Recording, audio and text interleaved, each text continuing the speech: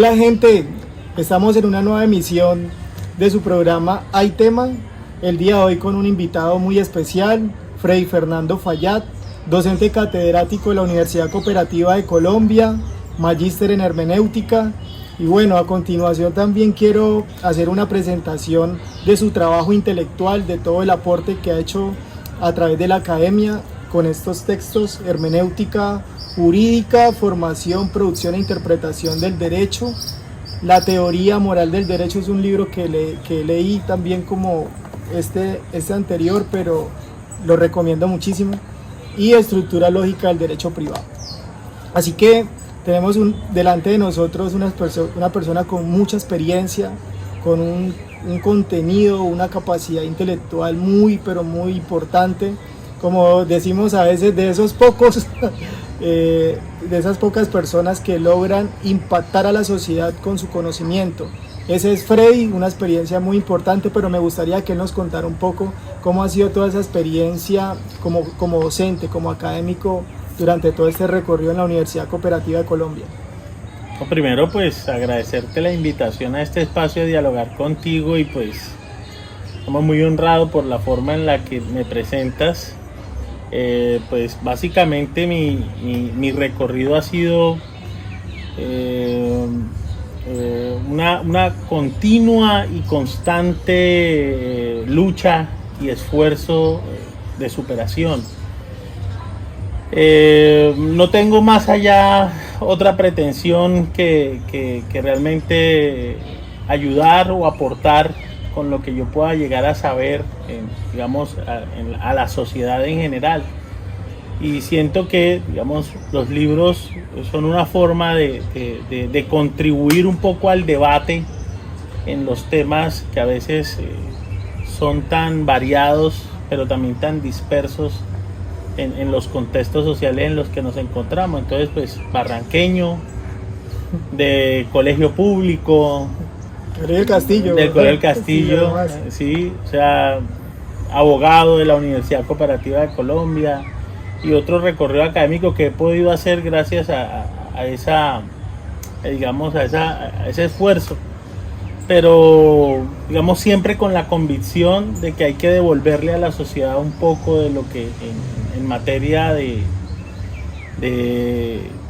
aprendizaje he podido canalizar, digamos, servir en algún sentido a Barranca sobre todo. Sí, uno siente como esa deuda, ¿no? Uno se nutre de todo ese aprendizaje que uno ha recibido y uno también tiene como el anhelo de devolver de esa manera a la sociedad, ¿no? Lo que uno conoce, lo que ha aprendido. Sí, es un poco la fuga de cerebros que llaman, ¿no? Digamos, no sin sentirme, digamos, como alguien especial, pero sí, digamos, se ve mucho como el que viaja y triunfa en el exterior, digamos, es el exitoso. Correcto, pero tuvo que irse para poder, digamos, por no ser profeta en su tierra, ¿cierto? Muy bien. Pero que sí nos podemos quedar aquí, sí podemos aportarle a Barranca. No es fácil, pero tampoco imposible. Así es. Bueno, Freddy, de todas formas me honra muchísimo también que usted nos haya brindado esta oportunidad, y era algo que queríamos hacer desde hace algún tiempo. Ya veníamos ahí como intentando hacer acercamientos con Freddy, y bueno, hoy se nos dio la oportunidad. Pero hoy queremos tener una conversación muy amena acerca de Barranca, nuestra tierra, la amamos, pero también porque Barranca ha tenido unas proyecciones muy interesantes, muy importantes. Es una ciudad no solamente petrolera, ¿sí? Aunque es de lo que dependemos casi que más del 90%, pero es una ciudad que se está pensando de otra manera, ¿no? Ya estamos abriendo como los ojos, buscando como nuevas alternativas. ¿Cómo ve Barranca en estos momentos? Venimos de un endeudamiento también, ¿sí? De una ciudad endeudada que ha tenido que paliar unas crisis. ¿Cómo ve el asunto en estos momentos en Barranca? Digamos, hay luz al final del túnel. O sea, digamos, hemos presenciado en medio de la coyuntura nacional una serie de levantamientos sociales, digamos, no furiosos, sino más bien, ilusorios, en la medida que son generaciones jóvenes quienes apalancan y lideran estos procesos, y en ese sentido siento que hay esperanza, o sea, de cambio, sobre todo por lo mismo que usted planteaba, y es, digamos, sí le debemos mucho al hidrocarburo, pero también, digamos, nos hemos condenado al confort que o digamos, a la ilusión de confort que nos vendió, y hoy cuando el tema es las energías renovables, el cambio climático, pues tenemos que empezar a pensar de una forma diferente. Ahí sí que tenemos que cambiar el chip. Indudablemente. Total. Muy bien. Bueno, el próximo año viene el centenario. Sí, cumplimos 100 años como de vida municipal, hoy distrito.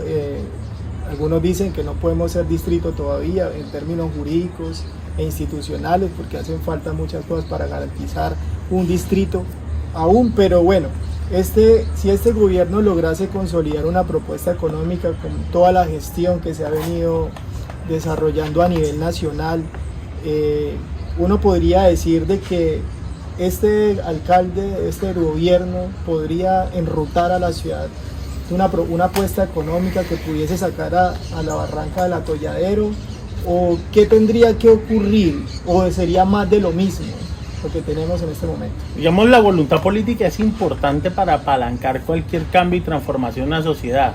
Eso está más que claro ahora. La pregunta giraría en torno a la agenda del actual mandatario y su intención sincera de ser quien lidere el proceso. Realmente yo no lo veo así, o sea, digamos, es mi percepción. Digamos, yo estoy viendo más de lo mismo en otras versiones, digamos, y hay que decirlo. O sea, es un gobierno que se ha caracterizado por hacer muy buen trabajo audiovisual. O sea, en sus redes hay un manejo formidable, digamos, de comunicación, pero a la hora de la ejecución, digamos, le queda debiendo mucho a la ciudad, en perspectiva de las promesas que se hicieron en campaña. O sea, está bien la ambición de querer proyectarnos y vendernos o vernos a nosotros mismos como una gran ciudad, el gran malecón, el gran proyecto, ¿cierto? El gran sitio que iba a conjurar muchos aspectos en lo económico, en lo político y en lo social, pero realmente la estructura no está diseñada aún, no solamente en lo logístico, por ejemplo, sino también en lo humano, para poder implementar, digamos, la estrategia que nos lleve a la consolidación de esa categoría. Estamos todavía estamos en la fase beta inicial de algo que puede ser maravilloso o puede ser catastróficamente glorioso. O sea, y es importante entender que más que la coyuntura política actual, digamos, va a ser inocua frente a lo que puede venir. De ahí la importancia de los eventos electorales que vienen hacia futuro y el apalancamiento de todas estas manifestaciones de inconformidad social que puedan lograr canalizar una acción política real, sincera, de transformación de la ciudad. Okay. Que es lo que ha faltado, digamos, desde mi punto de vista es lo que ha faltado. O sea, sin muchas promesas, mucha plataforma, digamos, mucha pompa, ¿cierto? Inclusive hasta la fanfarronería, ¿cierto? Sobredimensionar los triunfos, inclusive, o sea, ya. Pero más allá de eso, detrás en lo práctico no hay, no hay un avance en eso. Muy bien. Y qué bueno que lo digas, porque ese ha sido uno de los asuntos que la ciudadanía de Barranca Bermeja ha venido diferenciando, ¿no? En este aspecto, porque existe un lobbying muy importante, existen muchas cosas que se vienen haciendo desde la gestión, pero no vemos los resultados en la práctica, es lo que dice la gente en las calles. O sea, seguimos en lo mismo, tenemos el proyecto de Pozo 7 quieto, el Parque del Agua ahí está, y muchos temas que son muy sensibles dentro de nosotros, pero que no realmente Barranca sigue igual, ¿no? La Barranca soñada, la Barranca planificada, como nos decía el exalcalde Mario Eva Neve, sobreestudiada, ¿sí? Pero que todavía seguimos en las mismas, ¿sí? Seguimos con los mismos niveles de digámoslo en términos de talento humano, que no le ha aportado lo que verdaderamente se esperaba al municipio de Barrancabermeja.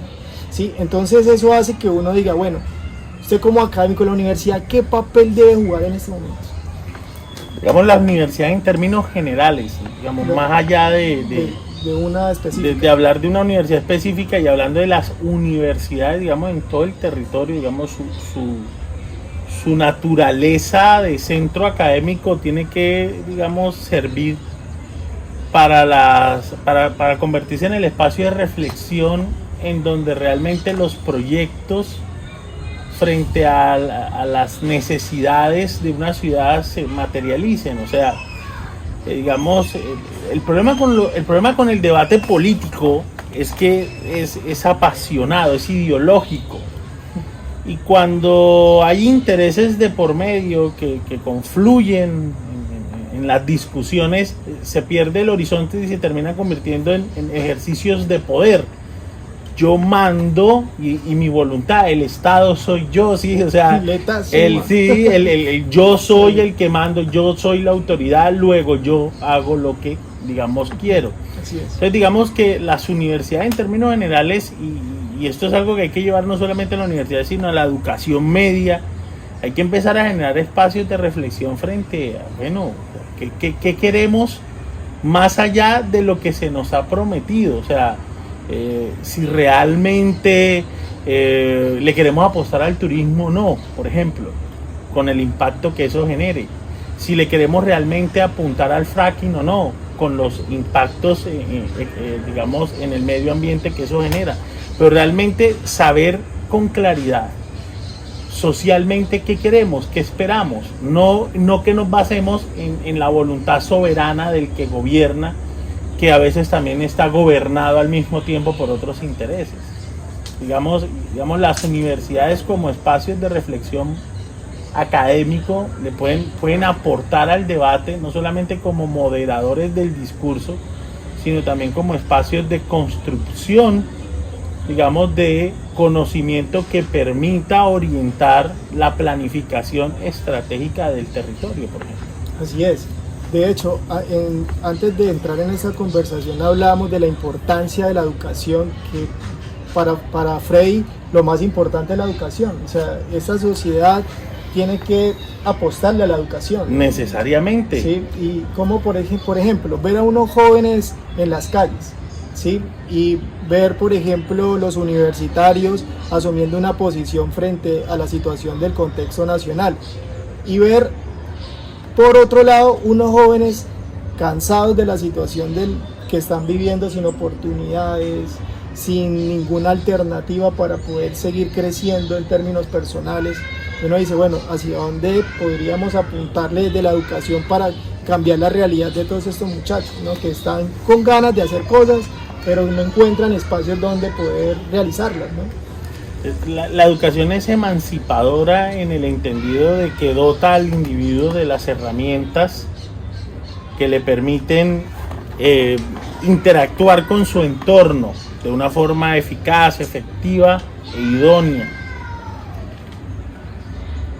Hoy hay un, digamos, aquí el asunto tiene muchas aristas desde las cuales se deben analizar, pero digamos, amarrándola con la discusión frente al municipio, lo que queremos y el proyecto de lo que deseamos, en lo que nos deseamos convertir, hay que pensar en que en ese sentido hay que aprender a escuchar primero. O sea, hay que aprender a entender que el otro tiene algo que decir, que es importante y que suma a la discusión en términos generales. Entonces, estos muchachos reclaman oportunidades, pelean por las oportunidades, y el Estado o cualquiera de sus manifestaciones da oportunidades, pero tal vez no son idóneas frente a la reclamación, porque digamos se intenta satisfacer el reclamo, pero de la forma en la que quien gobierna considera conveniente, no en lo que esperan los muchachos que se convierta. O sea, digamos, lo que pasa es que esto es una discusión ética, en el sentido de que quien manda tiene que entender también que él es un instrumento. O sea, él tiene que entender que se debe a la voluntad popular y tiene que aprender a escuchar a la gente. Digamos, eso es básico en política. Cosa que ha venido sucediendo últimamente en Colombia y en muchos países latinoamericanos, donde, como dicen muy bien, se termina imponiendo la voluntad de los gobernantes sobre los gobernados. Y esos gobernados completamente por fuera de todo tipo de discusión, donde ellos podrían también hacer su aporte, ¿no? Que en última es lo que se espera. Ahora, algo que es importante apuntar aquí es que no todas las propuestas calan, en el sentido de que a los muchachos también hay que instruirlos, en la medida de que no todo deseo no satisfecho necesariamente es una vulneración de un derecho, sino que ellos tienen que entender también que las discusiones se dan en pro del bien común, no de la satisfacción específica de necesidades particulares, sino una discusión que abarque la generalidad de necesidades que en común como sociedad tenemos. Y eso es bien interesante. Yo siempre utilizo el concepto del mínimo común múltiplo y el mínimo común divisor que le enseñan a uno en matemáticas, y es que los números, a pesar de ser diversos y diferentes, tienen en común un número por el cual se pueden dividir o por el cual se pueden multiplicar.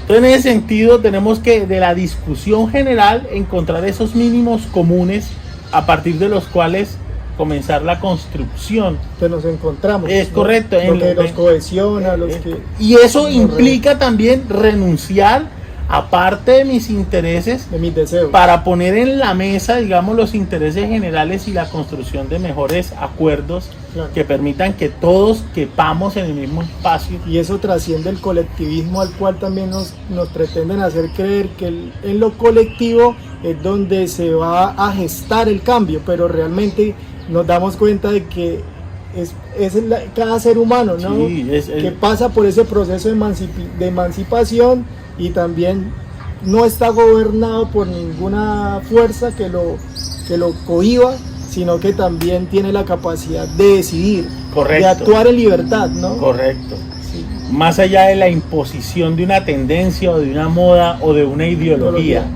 Digamos, eso es clave. Es clarísimo, total. Es clave. Muchas gracias, Fayad, porque de todas maneras hoy podemos ver claramente cómo en el furor del paro y todo lo que nosotros vivimos acá en Barranca Bermeja y a nivel nacional, se pudo ver claramente algunos sesgos ideológicos, algunas posiciones ya muy marcadas dentro de una posición ideológica que hizo que el paro fuera perdiendo fuerza, ¿no? Y nosotros decimos, bueno, ¿qué es lo que verdaderamente queremos? No, lo decías, no es la pregunta metafísica, sino para dónde va este asunto, sino una pregunta ética. ¿Cómo vamos a querer construir esta Barranca? Correcto. ¿Hacia dónde la vamos a proyectar? ¿Cuáles van a ser los proyectos, los nuevos escenarios? Y eso habla mucho de la calidad humana. Eso habla mucho de cómo interlocutamos y aprendemos a compartir nuestros pensamientos con los gobernantes, y que ellos también aprendan a escuchar la voz de la ciudadanía. Sobre todo eso. Eso, exactamente. Que se deben a la ciudadanía, y es por ellos que están allí. Sí, por ellos. Eso hay que puntillarlo ahí en negrilla. Y sí, quiero hacerte una pregunta para ir ya como redondeando este asunto, porque sabemos de que es una persona nacida en Barranca, creció en esta ciudad, recibió formación de esta ciudad y hoy se encuentra aportándole al desarrollo de este municipio en términos académicos, pero me gustaría, Fayad, conocer algo de parte suya. Y es, ¿usted cómo se ha soñado esta ciudad? Entiendo que tiene una hija, tiene una familia. Sí. ¿Qué le desearía dejar como legado a su hija, a su familia, aún teniendo en cuenta las dificultades que estamos atravesando? Es bien complejo pensar en el futuro desde la perspectiva actual de una pandemia, ¿no? O sea, es difícil. Digamos, si la pregunta me lo hubieras hecho 2 años atrás, digamos, sin el escenario del COVID-19, tal vez te respondería algo como que quiero que sea feliz, que crezca, que tenga un espacio donde pueda hacer y desarrollar su proyecto, donde la mejor alternativa que ella pueda tener no sea irse de la ciudad, sino que pueda, si así lo desea, quedarse aquí y echar raíces, como decíamos nosotros. Estamos entendiendo también que su propia individualidad la va a llevar lejos en algún momento. Pero hoy, en medio de la incertidumbre de una pandemia, después de una situación complicada, producto de unos paros y de una turbulencia política, hay una incertidumbre en la que, digamos, ya se vuelve casi que iluso pensar en el futuro. Pero si quisiéramos, pero es inevitable, o sea, es inevitable en la medida de que seamos nosotros u otros, el futuro va a ser, o sea, va a llegar. ¿Y cuál sería entonces el escenario? O el futuro es ya. O ya estamos en el futuro. ¿Cuál sería entonces el escenario? O sea, lo básico es una ciudad organizada. El gran problema, digamos, de Barranca siempre ha sido la distribución territorial, digamos, el manejo, la forma en la que creció la ciudad ha limitado mucho el desarrollo de la propia ciudad. Digamos, para nadie es, ajeno a entender de que mucho del crecimiento se debió a fenómenos sociales como la invasión de tierras, por ejemplo, ¿cierto? En donde no hubo una planificación previa del territorio, por lo menos en materia de acceso a servicios básicos, sino que la gente llegaba al territorio, lo tomaba, y después de estar allí asentados, pues venir las reflexiones frente: ahora necesitamos energía, ahora necesitamos agua potable, ahora necesitamos acueducto. Y parece mentira, pero hoy, digamos, 50 y tantos años después, ya a portas inclusive de celebrar un centenario, seguimos teniendo los mismos problemas: invasiones, promesas políticas incumplidas. O sea, que lo que demuestra es que no ha habido realmente un desarrollo, digamos, no ha habido una planificación de una estrategia que diga: vamos aquí y queremos dentro de 10 años estar allá. Pero pienso, pues, digamos, para contestar la pregunta, es que lo más importante en este momento es organizar el territorio, digamos, en el futuro, planificación estratégica del territorio, el crecimiento de la ciudad. A veces hemos confundido la planificación estratégica con un recetario, ¿no? Que hay que hacer esto, que hay que hacer lo otro para poder seguir adelante y crecer, ¿no? Cuando dejamos a un lado los objetivos. Si no tener un objetivo claro nos puede conducir a tomar cualquier ruta, cualquier vía que nos pueda servir en apariencia. Pero si pudiésemos tener una correcta planificación de la ciudad, no tendríamos necesidad de estar pensándonos hoy lo que estamos pensando como gobierno y mañana una nueva idea porque es que llegó alguien diferente a hacer algo diferente. Entonces no tenemos como un norte claro, algo que nos define, algo que nos enrute, como siempre ha venido sucediendo. A mí me gusta mucho, dependientemente del asunto, pero por ejemplo conocer el tema de la proyección de Estados Unidos son a 100 años. ¿Sí? Medellín se está proyectando a 20 años, ahorita China se está proyectando a 2050, 2100, todos estos planes de desarrollo que incluso nosotros aquí también lo hemos tenido. La Barranca del Magdalena Medio, o la Barranca del Diamante Caribe, o la Barranca 2.0, y todas esas agendas de desarrollo no dice dónde están. La ciudad futuro. Darío la quiso conectar con la Diamante Caribe, se le fue todo el mundo para encima, porque todo el mundo se estaba yendo para el Magdalena Medio, o sea, pero tenemos que tener algo que sea más concreto. La tierra que lo tiene todo. La Barranca lo tiene todo. Exactamente. Entonces ahí estamos, nadando en aguas turbulentas todavía, y no hemos salido del atolladero, que es lo que necesitamos emprender. Una última pregunta, Fayad.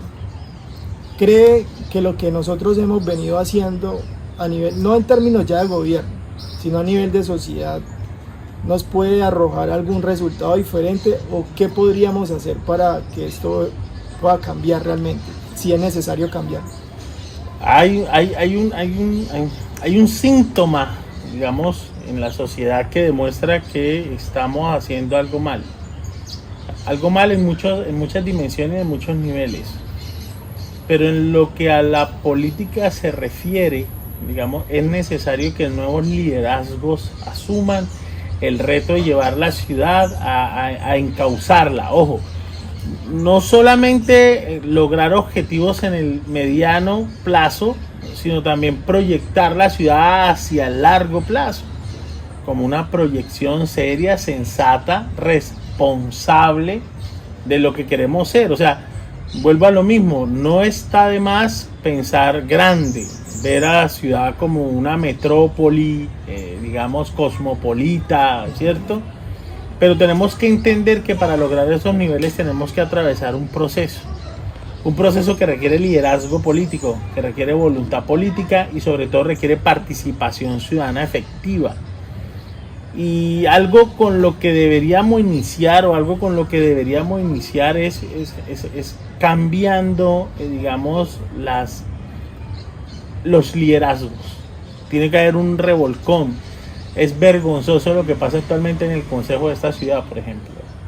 Entonces hay una inestabilidad. No hay control político. Porque quienes están más preocupados por defenderse en un tribunal de justicia para no ser declarados inhabilitados o perder su credencial, que en realidad hacer el control político sobre la gestión de un mandatario.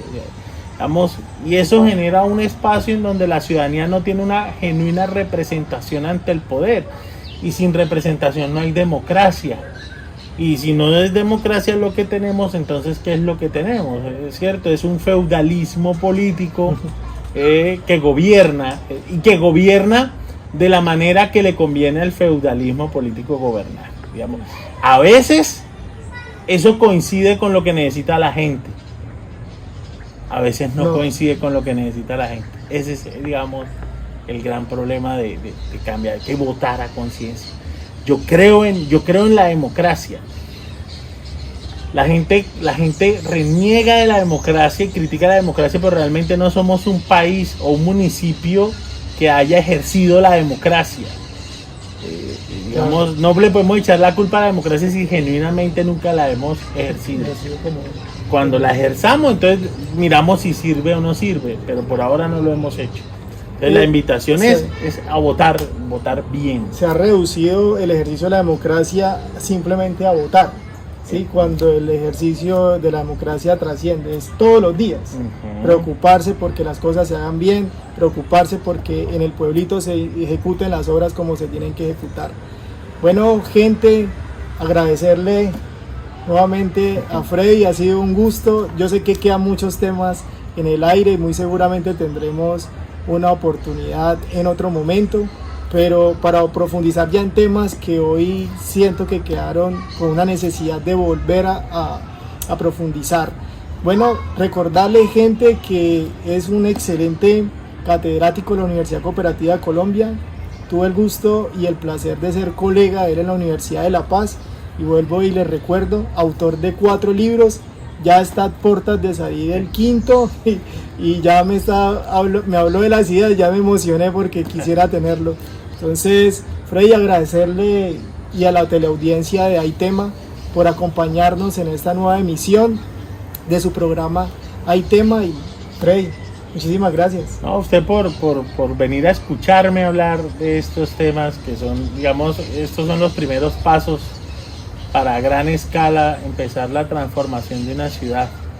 Entonces la invitación es a involucrarse, a interesarse y a seguir pensando en lo que queremos como ciudad, y sobre todo a realizar actos que nos lleven a ese deseo, a la consumación de ese sueño, de ese proyecto que Barranca está la tierra prometida.